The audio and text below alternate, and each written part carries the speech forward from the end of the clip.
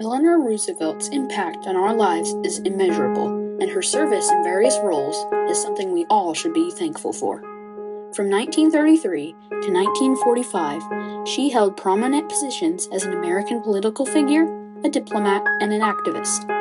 Her journey to achieving such greatness began in Manhattan, New York, where she was born on October 11, 1884. However, her early life was marked by tragedy, as she lost both her parents to the prevalent diphtheria outbreak between 1892 and 1894. Well, Mrs. Roosevelt, you have become known as the leader of what is loosely called the liberal movement in this country, or what used to be called the liberal movement in this country, and some people call them do-gooders and the rest of it.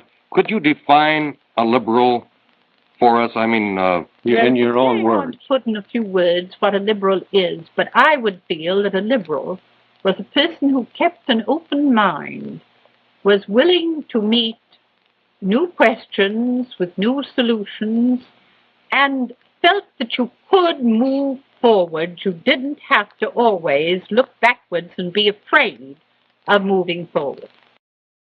Despite these hardships, Eleanor's resilience and determination led her to attend the Allenswood Boarding Academy in London at the age of 15, where she was greatly influenced by its founder and director, Marie Souvestry.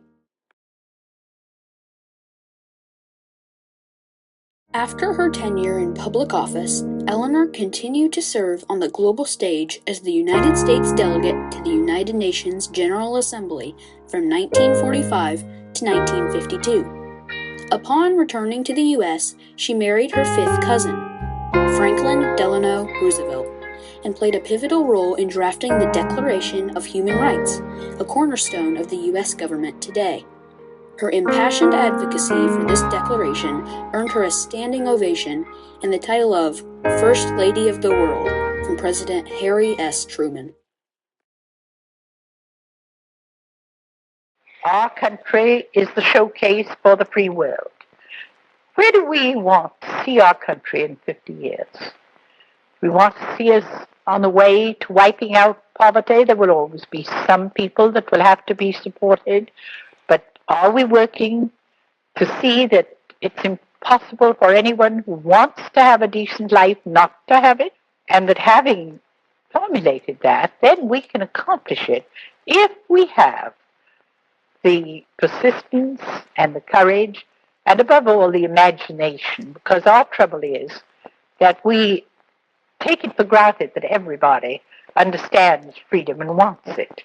And we don't realize that for a good third of the world, one of the freedoms that we've forgotten about is the most important freedom, the freedom to eat.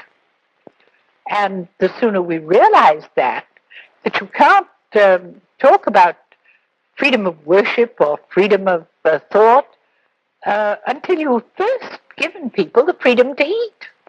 And therefore, that is the one really important thing. Eleanor and Franklin's marriage resulted in 6 children, all of whom achieved remarkable success in their own right. However, their later years were marked by adversity when Franklin contracted a paralytic illness in 1921, causing him to lose the use of his legs. Throughout it all, Eleanor remained a beacon of compassion and progress, working to change attitudes toward Jewish children and advocating for their right to education.